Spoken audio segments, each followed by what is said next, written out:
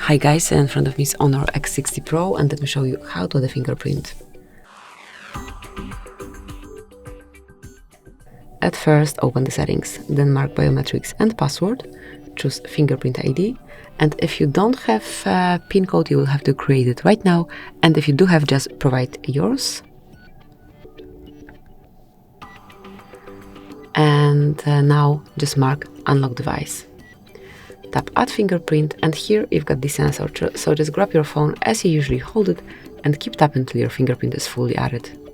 It's working so good here that just few taps and then it's ready. So just mark OK, and from now on you can unlock your device with this fingerprint only. Thank you for watching, please subscribe our channel and leave the thumbs up.